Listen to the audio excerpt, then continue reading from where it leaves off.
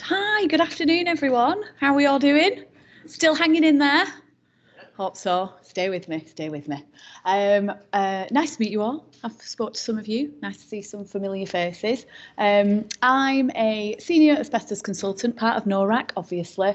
Currently working for Ion Consultants, and we don't do any surveys. We don't do any testing. It's wonderful. It's an absolute dream. After being all of these roles at the bottom, it's quite nice. But what we do is, I feel like a colleague of mine, Jules, describes it as being a critical friend to the client. So we're trying to fill the gaps that perhaps asbestos consultancies should be doing, but as Toby and I were discussing before, don't really get paid enough to do that, don't have the time to do it. So we go in and we'll audit now analysts, surveyors, licence removal contractors, and we'll advise the client on how they're doing with the compliance, really.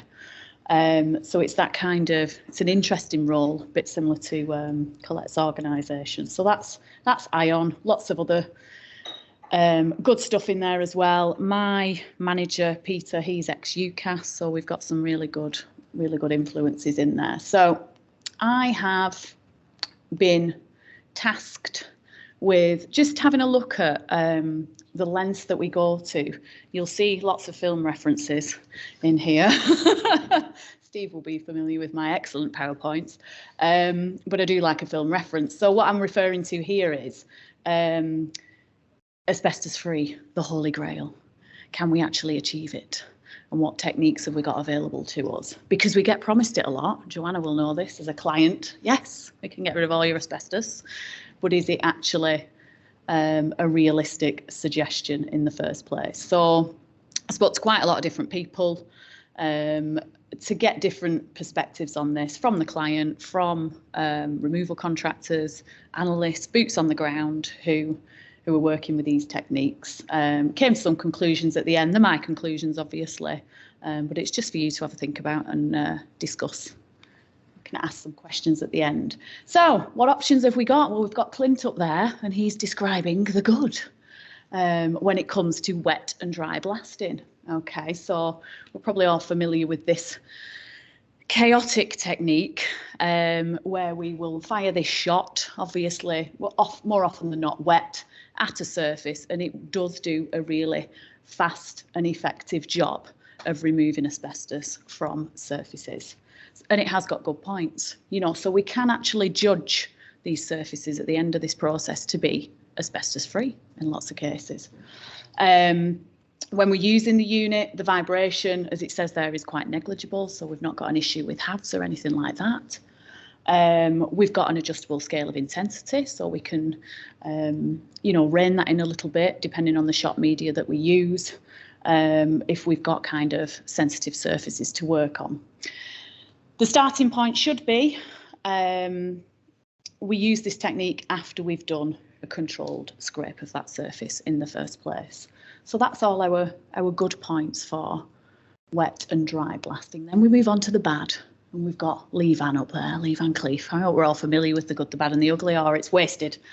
So absolute nightmare afterwards. So we've done this fantastic, massively fast process. We've got all the asbestos off, or we think we've got all the asbestos off, but we've got this epic clean-up operation that is required afterwards. There is sludge in places there should not be sludge, okay? And if it sets, you've had it for getting it off that surface. So, the speed at which you can remove in the first place is kind of counterbalanced by this massive, chaotic mess you've got afterwards to clean up. We should be controlling that as we go, but we don't, let's be honest. Do we do the scrape in the first place? Probably not. Spoke to a colleague of mine, and she was saying that they'd fired some of this sludge into some crevices within the wall on a site she was at just a couple of weeks ago, where they had roll plugs formerly, and it forced it into these gaps and they couldn't get it out, so they went out and bought a jet wash. Went in the enclosure with a jet wash. Wonderful, amazing. Water is a massive issue. There's technology in place to help with the moisture issue, but it still has a massive impact on personal monitoring. You know, we want to look at exposures while we're using these aggressive techniques, and we can't when we're using this method because the filters are just destroyed. So we struggle to monitor personal exposures during this as well. Visibility is terrible. Again, you look at the Quill Falcon videos and it's like, oh, we've made massive improvements. Sorry, this is not a drilling down of the good and the bad points of Quill Falcon, but you know, there are things in place to help visibility, but the reality is it's not very good. So then we're looking at health and safety issues, aren't we? If we can't see what's going on in there, how do we adequately supervise the job? If we can't really see what's going on, supervisor can't see what's going on. So then do we need another man on the inside? Possibly. Manual handling with all this additional waste. I mean, I've not put it, it should be on here as well, but we've talked about it right at the beginning. The massive excessive waste, you're introducing lots of additional material in there that has to be cleaned up. The equipment itself is heavy as well, and the shot material that you're putting in there. Potential for enclosure breach, not good. Okay, as we said, this chaotic mess, we can end up piercing the enclosure with the lance or just with all this sludge that's created. Precision and control, it's not a precise technique. You know, it's not as good as needle gunning in terms of its precision, which we'll look at next. The ugly, does anybody know who this is? Because I forgot his name. It's Eli something, isn't it? There you go. We have a fan. It's all for you, this, Toby. Massive fibre release. I'm sure Sam doesn't like it, but that's not confirmed. She might do. But they're not fans generally because we get this huge, when we have managed to do some personal monitoring, exposures are pretty wild. So counteracted by the fact that they'll tend to use breathing apparatus and the RAS masks, but still we're looking at massive exposures. It's noisy, so you've got to wear ear protection, so we can't see and we can't hear. This is just a recipe for absolute disaster, isn't it? Collateral damage. I've put potential bankruptcy for the lark. It was actually Joanna who was recounting a tale of, you know, this massive issue that she was aware of for an organisation where they'd come in, done some quilling, and they'd absolutely destroyed all the plant and services in that boiler room. It's quite sensitive equipment. We've got no control over this shot. As we said, it goes absolutely everywhere.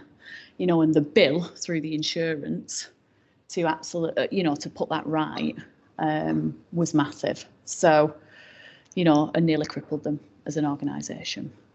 So there's that to consider as well. Are we asbestos free? Well, there's an anecdotal tale to go with that as well.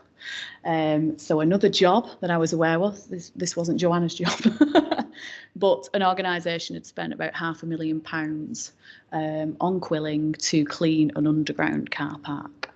But what it served to do was blast a lot of the sprayed coating that was in there into the nooks and crannies of the ceiling above that, which they then couldn't get out, and they ended up having to encapsulate it. The encapsulation then began to peel off at a later date. So it was just £500,000 absolutely down the drain, unfortunately. Okay. But it does have its strengths. I think we can look at this definitely for pre-demolition, end-of-life areas that we want to get asbestos free, but in these controlled environments where we've perhaps got sensitive pieces of kit, it's possibly not the best option. Sorry, I missed out moisture on there, didn't I? So along with the effect on personal sampling and visibility, we've got this absolute destruction of the HEPA filters in the negative pressure units as well. And Quill do supply these pre-filters that help with that. But again, spoke to people quite recently, literally on a job on a big university, and they'd had to have the MPUs repaired 4 times in a week, you know, because of the moisture effect in the HEPA filters. So not great. So the need for the needle came along, and we got a little bit better in terms of the needle gunning equipment, because there was huge issues initially on this one with the vibration, but they've managed to come up with better equipment and in so much as they've managed to reduce the vibration of these units. Shouldn't be the first option for removal. We don't mean the first option, but the first step. We're looking at doing a scrape of all the bulk material, and then we get down to the needle guns to get through the paint and the fine, small percentages of asbestos residues that remain. So this is the kit, and it comes with its own. I'm not employed by Traylon either, but this is an example. Other models, I'm sure, are available, but this is the one I'm most familiar with and the one that I've seen on site. So it comes with this vacuum attachment as well. As we say, they've managed to get the vibration levels to a reasonable amount. It's fairly heavy to be using for prolonged periods of time, but it's manageable. But again, the process is noisy. So back to our Clint. The good points, like we say, this vibration of the unit is quite low. So if you plug it into the Havs calculator, we get quite a extended period of time for use because the vibration is low. So that's quite good. I mean, I'm not sure we would want anyone using it for 9.5 hours sensibly, but that's what we get when we plug it into the hand arm vibration calculator. It's effective, it's precise. On those surfaces that are accessible. We don't get this huge issue with waste, additional waste being introduced into the area, and actually that should be extracted by the LEV if it's used correctly. Visibility, again, shouldn't be a problem, so it seems quite a lot safer. And because of the LEV, we should be able to achieve decent personal results.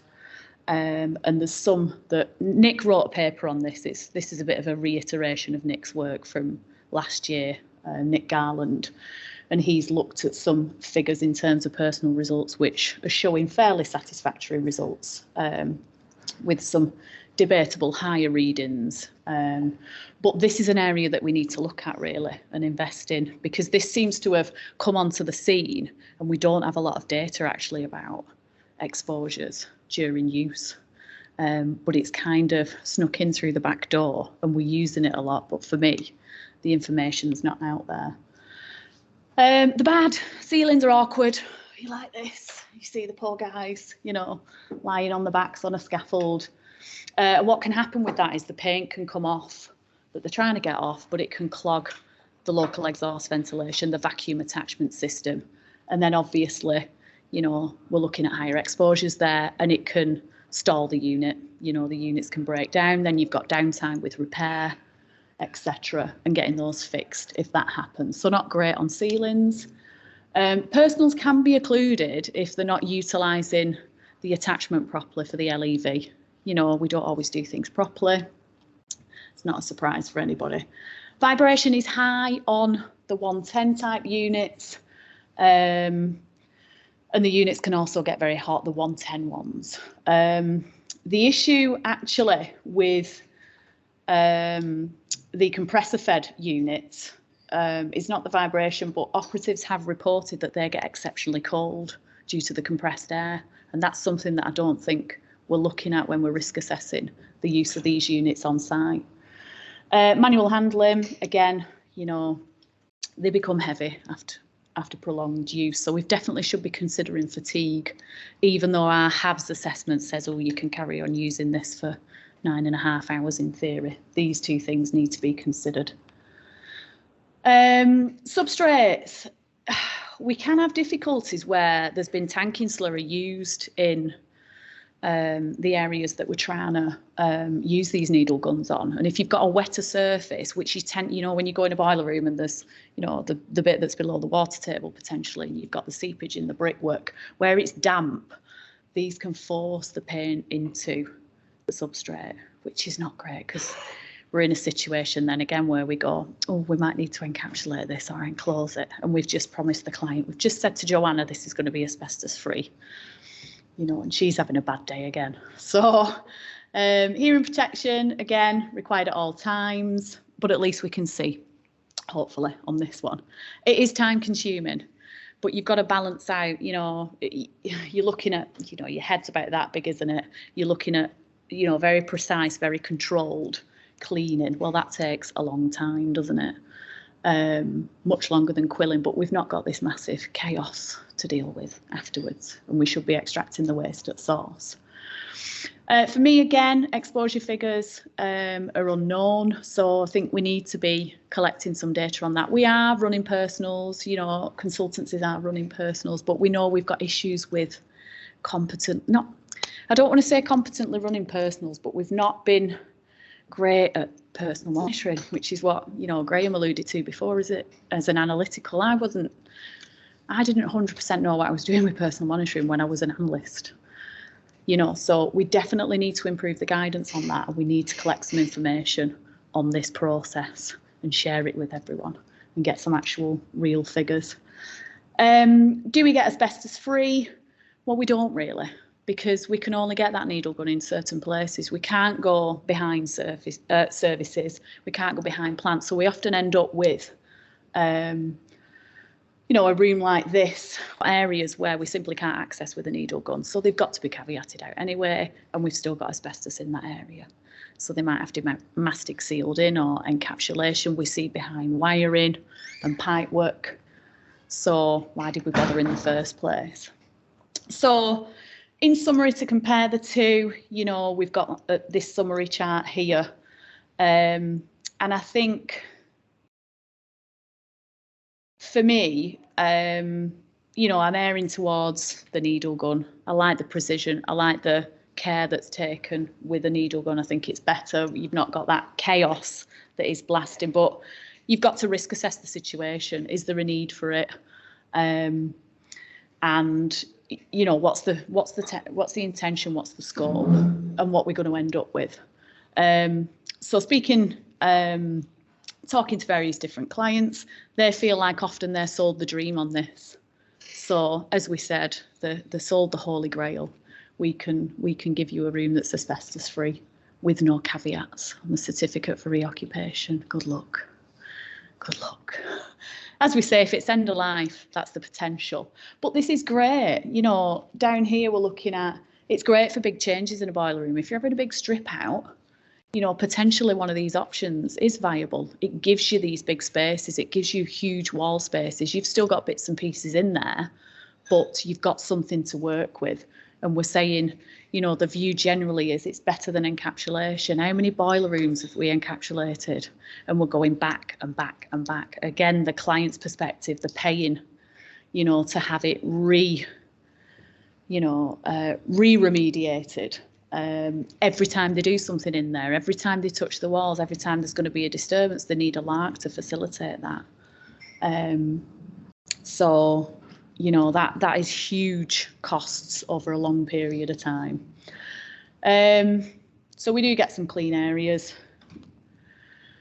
Conclusions, both techniques are useful, depends on the scope, it depends on what you're aiming for. As I said, for me, needle gunning seems to be a bit better, but we do need more information about it. We do need to know that those vibration statistics are accurate that they've put out there from Trelawney as well, because they were doing some of their own research, because obviously vibration can be dependent on different surfaces.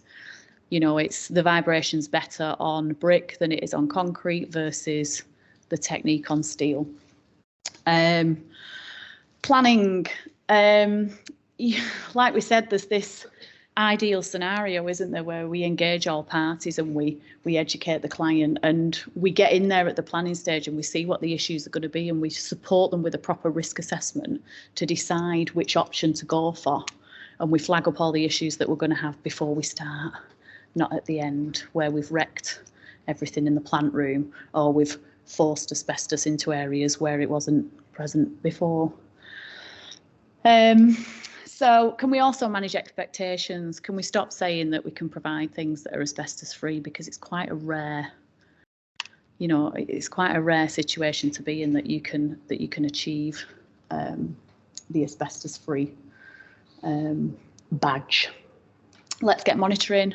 We need to look at this. We need to establish some information on exposures during needle gunning in particular.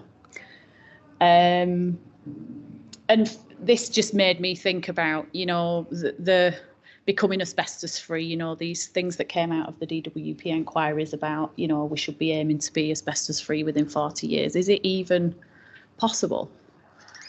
because how do you do it without knocking a building down? How do you get all of the asbestos out? So that is just a pipe dream. It's great, and I think we should be aiming to, you know, get rid of things that we need to get rid of. But the reality of being asbestos free is very difficult to achieve.